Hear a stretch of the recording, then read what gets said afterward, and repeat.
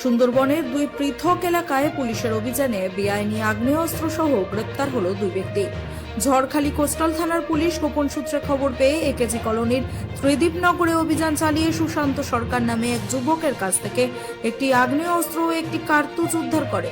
অন্যদিকে জীবনতলা থানার পুলিশ মল্লিকাটি এলাকায় অভিযান চালিয়ে আমিনুর মোল্লা নামে এক ব্যক্তির দেখানো জায়গা থেকে একটি আগ্নেয়াস্ত্র এবং একটি সক্রিয় কার্তুজ উদ্ধার করে। বৈধ নথি দেখাতে না পারায় দুজনকেই গ্রেফতার করা হয়েছে। ঘটনায় অস্ত্র আইনের ধারায় মামলা রুজু করেছে পুলিশ। সম্প্রতি সুন্দরবনের বিভিন্ন থানা এলাকায় ধারাবাহিকভাবে বেআইনি অস্ত্র উদ্ধারের ঘটনায় উদ্বেগ বাড়ছে বলেই মনে করছে প্রশাসন। ব্যুরো রিপোর্ট, রাত দিন নিউজ নেটওয়ার্ক।